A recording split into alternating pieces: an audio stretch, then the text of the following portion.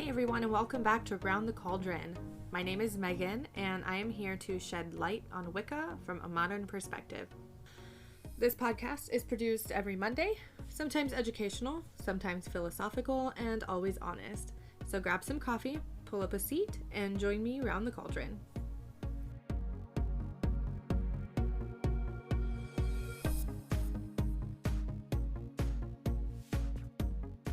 Hey guys, thanks for joining me for episode 18. Last week we talked about critical thinking and common sense when it comes to doing your research within Wicca and paganism.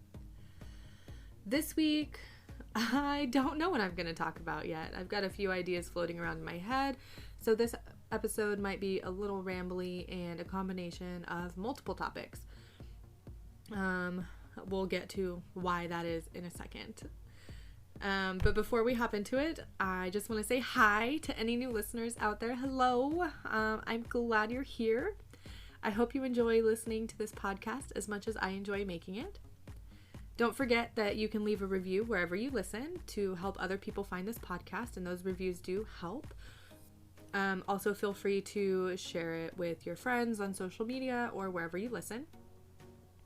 Besides the podcast, you can find me on Facebook and Instagram at Round the Cauldron, on Twitter at Round the Cauldron without the D, and at my website roundthecauldron.com, where you can find show notes and links for each episode.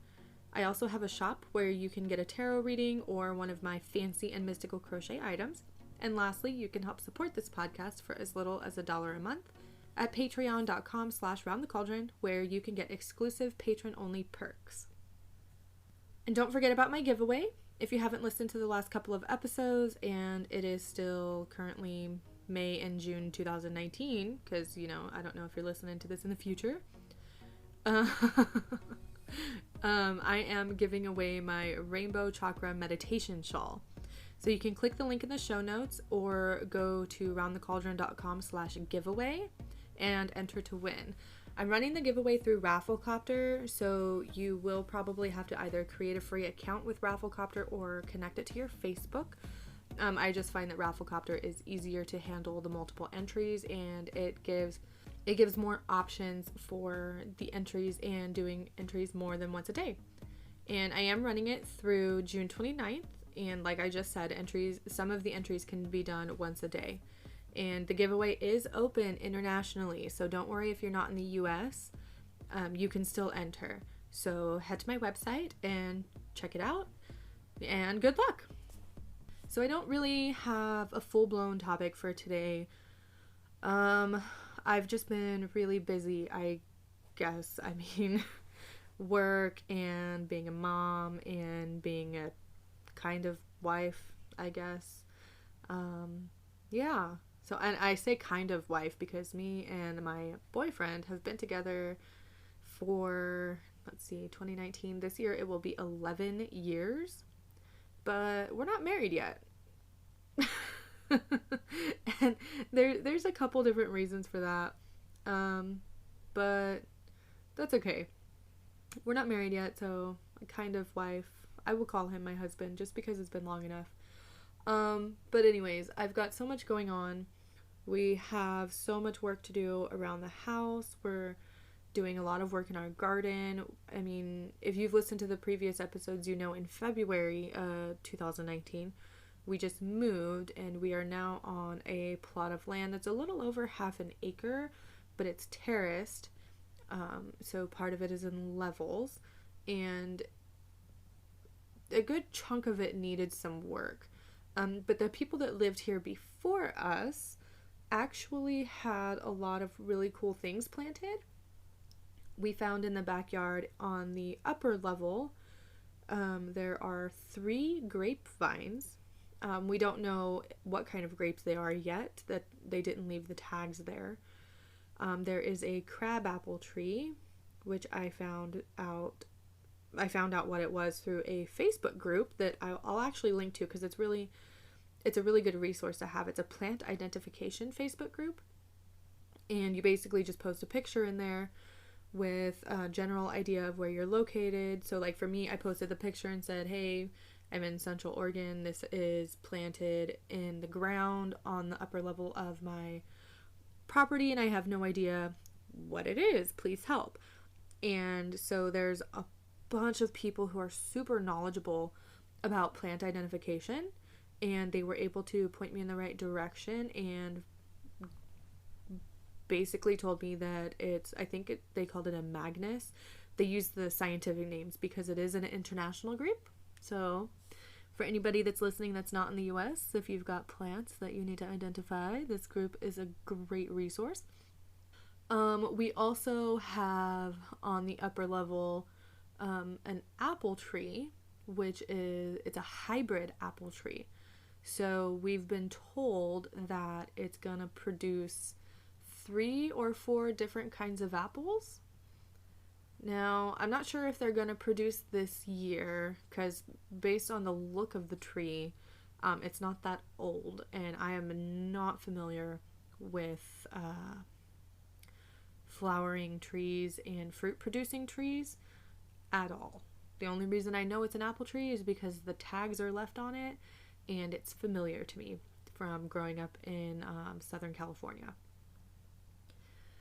Now, on the other side of our property in the front yard, there were these really big planters, and they had planted some type of green onion, but they're humongous. They're huge.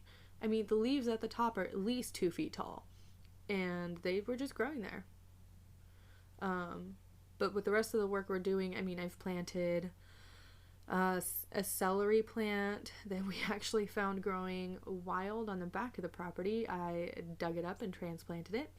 I've got romaine lettuce growing, iceberg lettuce, carrots, zucchini squash, spinach, all kinds of vegetables. And we've got a blueberry plant that might not produce until next year because it's little.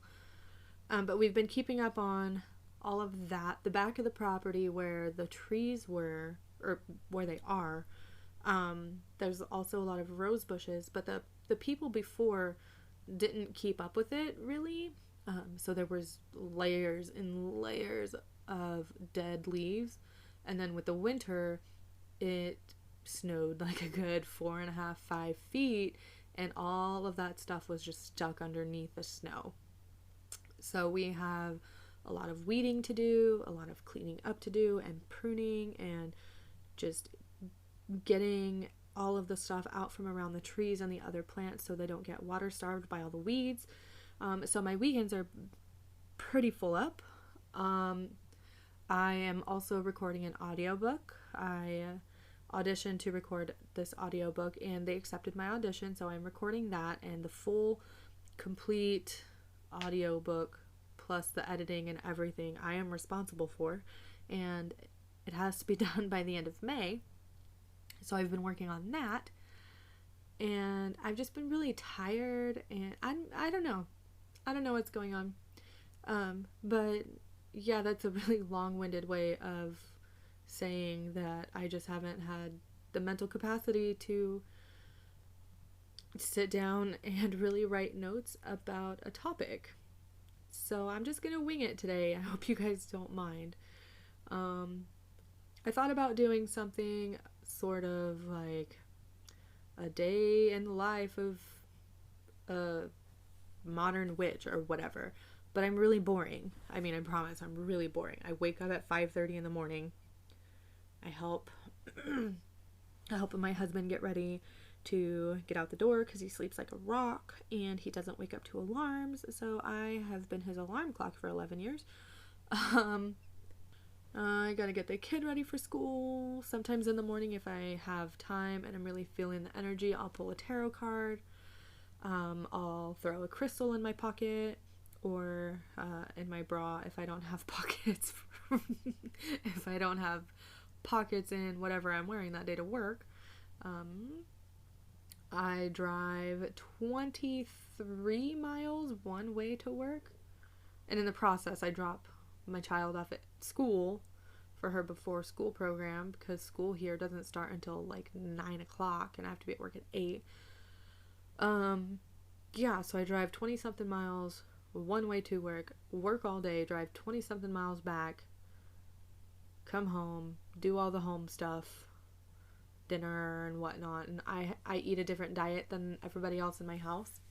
So depending on what everybody else is having for dinner, I will either just pick at bits and pieces of that, or I will have to create my own dinner for the evening. I have the recording schedule for the podcast and audiobook. But I'm really a very boring witch. I mean, I don't read tarot every day. I don't take crystals with me to work every day. I don't carry around little mojo bags or satchels for a spell. I hardly ever do spell work. So, I mean, sometimes you even question if I can call myself a witch. Hey, that's a good topic for today. We can talk about that. What makes a real witch? And I am going to, since I'm recording on my laptop, I'm going to pop this open here and see what kind of crap we get if I Google how to be a real witch. Because I feel like it's going to be crap. So, let's see. Google how to be a real witch. Let's see. YouTube, how to be a real witch from a real IRL witch. Okay, so let's go to something else because I don't want to watch YouTube right now. From exemplar.com. How to become a witch and practice witchcraft. Witchcraft in a nutshell. I'm going to quote from this. It says, witchcraft is the practice of magic. Witchcraft is not a religion, but some types of witchcraft are religious. Witchcraft is not the same as Wicca. Yes, thank you. First site that I click on, and it's got good information there. I don't know if I like that it's on Exemplar. I think this is like a side page for like hub pages, it looks like. What else does it say? Common types of witchcraft: green witchcraft, hedge witchcraft, eclectic witchcraft, Dianic witchcraft, kitchen witchcraft, Gardnerian witchcraft. So I think I disagree with at least the Dianic witchcraft and the Gardnerian witchcraft, because those are two different forms of Wicca, not necessarily just witchcraft specifically. Let's see. What do I need to cast a spell? Tools or correspondences are powerful items that can be used to draw focus and symbolize the power within yourself and within nature, but you don't need to go out and buy a bunch of things before you start practicing witchcraft. Yay! Preach! God! I think I talked about that last episode. Let's see. Oh. What does that say? Is witchcraft evil or dangerous? Witchcraft itself is neither good nor evil. Like any other tool, witchcraft can be used for evil or it can be used for good. Witchcraft is entirely dependent upon the intentions of the individual practitioner. For this reason, it is incredibly important to be sure of your intentions when casting a spell. So I really like that the first link that I clicked on has good information, because I agree with all of that. I think it's all very true, very important things to know. Let's see what this one says. How to Become a Witch, a Beginner's Guide from W Magazine. What even is W Magazine? I don't even know what this is. Open in a new tab. W Magazine. It just looks like one of those clickbaity types of websites. Like this thing right here says, the ultimate fashion insider's guide to chic essentials for new moms. Okay, well, whatever. Let's go back to the witch article. Of course, it starts out with Halloween is right around the corner. It says... What? It says one doesn't simply become a witch by wearing Burberry and accessorizing with a black cat or buying some crystals and altering their Instagram aesthetics. Get acquainted with some of the preliminary steps for joining their ranks. Know the risks. Okay, I want to see what this says. What are the risks of witchcraft according to W Magazine? Witchcraft isn't just fun and games. Perks like hexes and love spells can come with a price. The infamous Salem witch trials may seem far in the past, but the persecution of witches, or those suspected of witchcraft, continues today.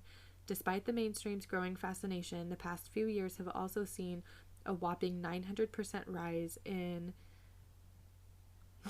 What? A whopping 900% rise in at times lethal child abuse cases linked to suspicion of witchcraft and demonic possession in the UK. There are, of course, methods of protection, like carrying an evil eye. The easiest one, however, is to simply not go around shouting about your newfound identity. Okay, they have a link here for something about that 900% rise in child abuse cases linked to suspicion of witchcraft. I need to go to this because this is insane. I hadn't heard of that. And anyway, I mean, I guess I understand where that part is coming from, how it's not necessarily, I don't think it's saying witchcraft is linked to child abuse. I think it's saying that, oh my gosh, where was I going with this? It's saying that coming out, and I don't like using that term, coming out, as a witch to your family if you are under the age of 18 or in any area where you might not be safe, that could lead to child abuse, I guess. But this is a really large number. I mean, a 900% increase. That's a lot.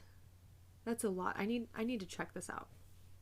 I went to their link. I'll put all of these links down in the show notes so you guys can see what I'm talking about. So it's from the New York Post, which is a WordPress site. Is this like an actual news source powered by WordPress? It doesn't look like an actual news source.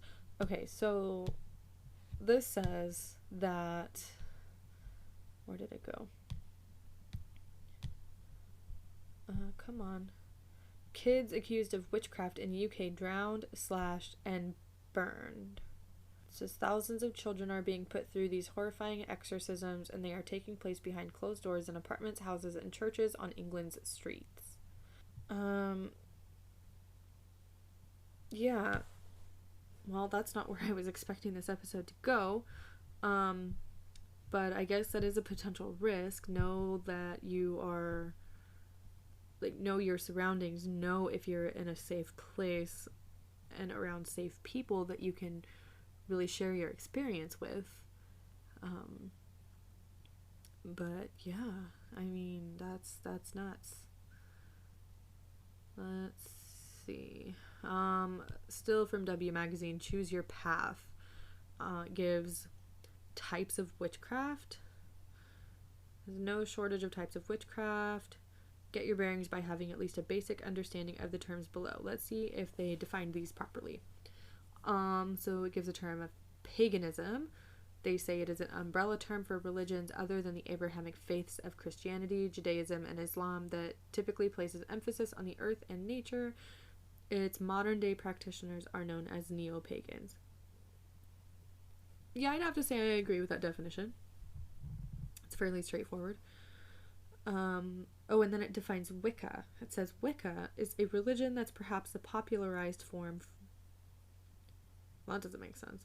A religion that's perhaps the popularized form neo-paganism, thanks in large part to the so-called father of Wicca, Gerald Gardner, who cultivated his specific ideology, now known as Gardnerian Wicca, in the mid-1900s.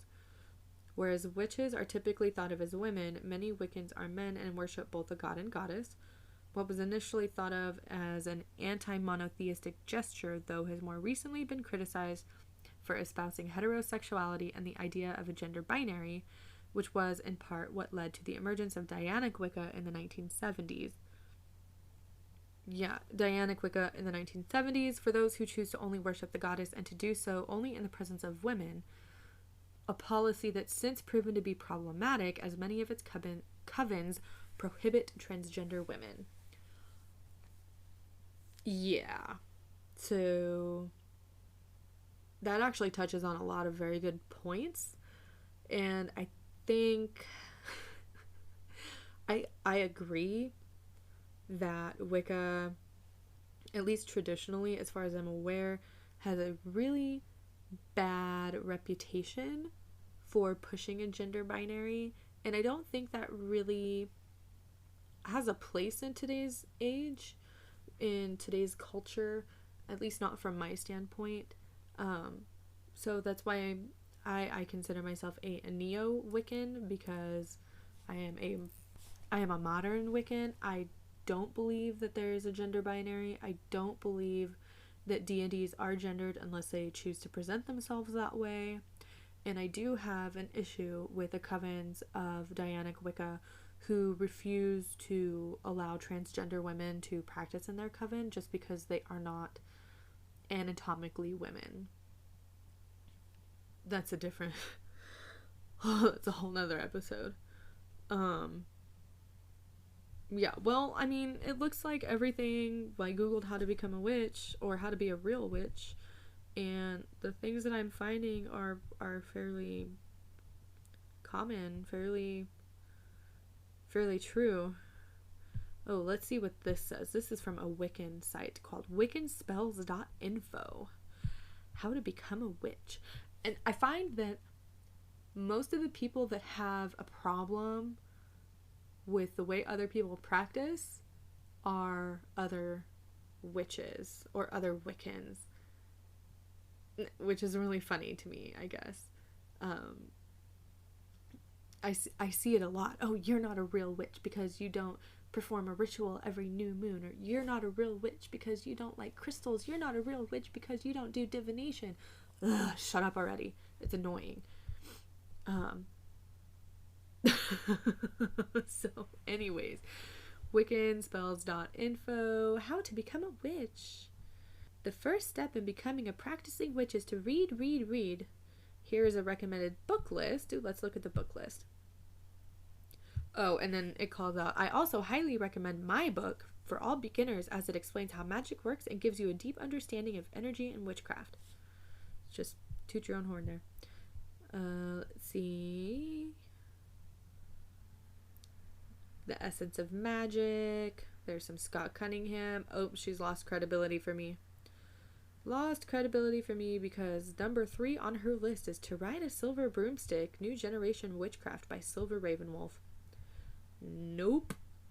Not happening. She's got like, wait, it's 1, 2, 3, 4, 5, 6, 7 books on her books for beginners, and that's not a lot.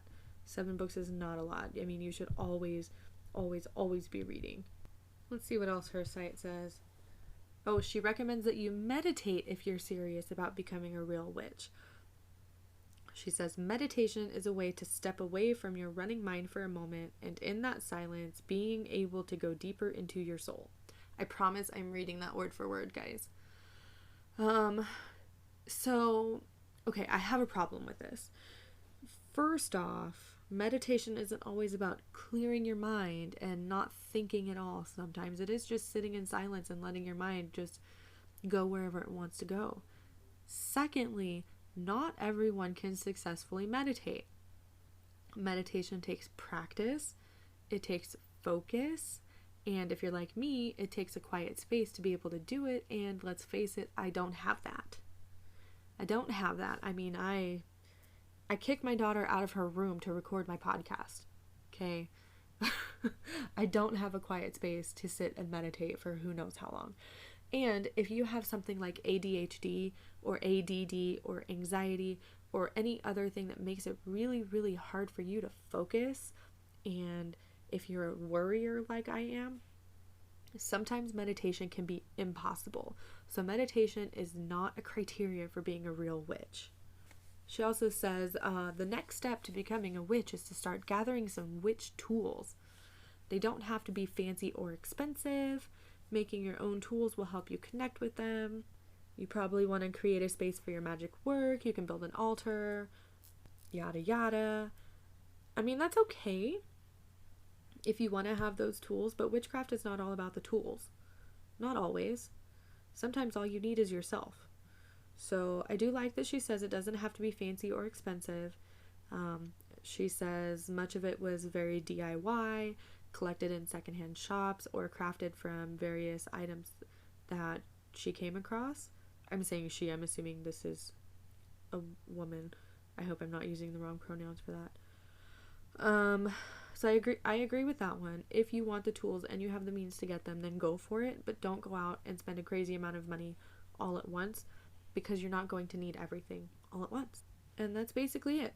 She has some links here for some other stuff, going deeper, intro to Wicca, witchcraft, and magic, 22 things you should know about the Wiccan religion, Wicca versus paganism versus witchcraft, magical skills for beginners. So the skills for beginners she's got here are visualization, meditation, grounding, centering, a basic ritual outline, a thorough guide to creating your own spells and rituals, how to cast a circle, and magic and the moon phases. Ooh, I have to follow this link here. The ethics of magic, white magic versus black magic. I don't think I've talked about this before. Magic doesn't have a color. Magic is magic. There's no color about it. There is no white magic. There is no black magic. Some people like to refer to these as the left-hand path and the right-hand path, but they're not colored. I really, really don't like that. And then she goes here and she pairs the Wiccan read, "And it harm none, do what ye will," with the subtitle, "The Ethics of Magic." "And it harm none, do what ye will" is not the ethics of magic, it's the ethics of Wicca. She does specify, as a practicing Wiccan or a beginner, the question of ethics and morals of casting spells is something you're likely to have considered. But I think she needs to be more clear in this, because magic and witchcraft and Wicca are completely separate things. But let me see what she has as the definitions. So she says white magic is defined as magic used for the purpose of good or selfless purposes. It is magic used for spells which are healing or helping. White magic is sometimes referred to as natural magic due to its ties to traditional pagan nature worship. Okay. Then she says black magic is white magic's malicious counterpart. It is seen as magic used for selfish or evil purposes.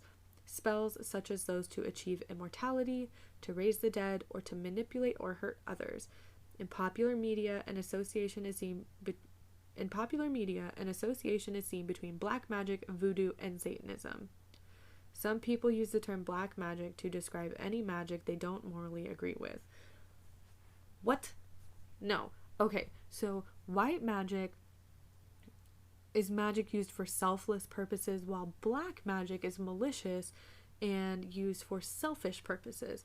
I'm sorry, if I am on hard times and I need some cash real quick to pay my bill and to feed my kid, I'm gonna do a selfish spell to help get some money in my pocket so that I don't starve and so that my kid doesn't starve. If I want to do magic because, hey, I want to buy a new car and I could really use an extra $3,000 for a down payment, I'm gonna do the damn thing. What does it matter if it's for selfish reasons? This reminds me of that episode, the show Charmed, where they were not allowed to use their magic for personal gain. That's not a real thing. Basing it on the Wiccan read, what does me doing a spell to help get extra money in my pocket do harm to someone else? If I specify in my spell, "and it harm none, so mote it be." If you're specific in your work that what you're doing is not intended to harm anyone, then there's no harm done. I mean, and here, black magic, there's an association between black magic and voodoo and Satanism. Those are completely different things. This is making voodoo and Satanism out to be evil and to be malicious and bad, and they're not. They are separate spiritual beliefs, separate practices. They're not evil. Like, this stuff right here is just as bad as the Christians who say, oh my God, you're a witch, you're a bad person, you're evil. That's the same thing, and I really, really, really take issue with that. I really do. What else does she say? Love spells and revenge spells. You only need to look on the internet or in mainstream spirituality magazine to see the many examples of love spells people have written.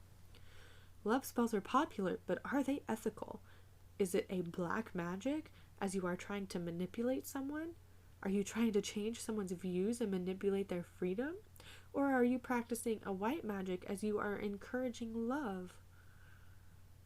I don't like this. I think I want to leave this website. Maybe. Yeah. I don't like it. Okay, let's find something else to read. I'll link to these in the show notes too, because if I have to read it, so do you. I guess I did come up with a topic for today. How to become a witch in real life, from Stella Sea Spirit. Let's see what Stella Sea Spirit has to say. Ooh, let's see. Here's what separates the conscious witchy ones from those who are asleep. It says, witchy ones are aware of the magic inherent in each moment and take advantage of this knowledge. Witchy ones sense the fluidity of universal energy, knowing when to project and when to receive. Witchy ones identify synchronicity and opportunity, then act. Witchy ones observe their thoughts and emotional tides, then recalibrate. Witchy ones recognize the interconnected nature of the universe and the perfection and imperfection. Let's see here. Well, this doesn't look like a how-to. Okay, this website reminds me of those like websites that are trying to sell you something but try to play it off as being educational. Ooh, you might be a witch if, here are 7 signs you are a magic maker in the 21st century. Number 1, you are aware of a dynamic flow of life force around you. Number 2, you can sense the character and theme of a day by just leaning into the energy. Number 3, you can feel the distinct shift in mood and tone of your environment as people and circumstances come and go from your space. Number 4, before you give someone a gift, you hold it and charge it with a special wish for them. Number 5, you feel a close connection to the earth and all her creatures and acknowledge this in some way with self-devised rituals you create. Number 6, you are easily drawn into the depth of ancient activities long held in the collective unconscious. Number 7, you get your regular fix of magical fulfillment through reading or watching fantasy. So this site is very love and light, very, very reminds me of the law of attraction, very, I don't want to say fluffy bunny, I don't like that, just very, very love and light, let's just say love and light, and I have a problem with that for a couple of reasons, but I think that's going to be an episode for a different day, love and light, and my issue with the term fluffy bunny. Yeah, so there you have it. How to be a real witch from Google. Want to know how? Don't listen to Google. Talk to real people. Talk to me. Find your community. Read books. Know the difference between Wicca and witchcraft. You want to know how to be a real witch? I'll tell you. All you have to do is practice witchcraft. Until next time, everyone. Bye.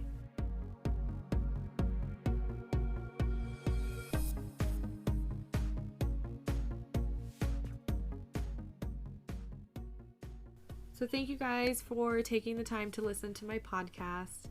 Don't forget that you can email me, direct message me on Facebook, comment on my website, or whatever. Reach out to me at roundthecauldron@gmail.com with questions, comments, or suggestions. Or if you just have an opposing view, I am always open to learning more and hearing another person's perspective. As long as you're not a jerk about it and we can have a civil discussion, then we should get along just fine. I don't bite, and I will always be here to listen and help if I can. Please consider supporting this podcast through Patreon at patreon.com/roundthecauldron for as little as $1 a month, where you will get patron-only exclusives, which include early access to episodes before they go live. Follow the show on social media and at roundthecauldron.com, where you will find educational articles, show notes, links, and more.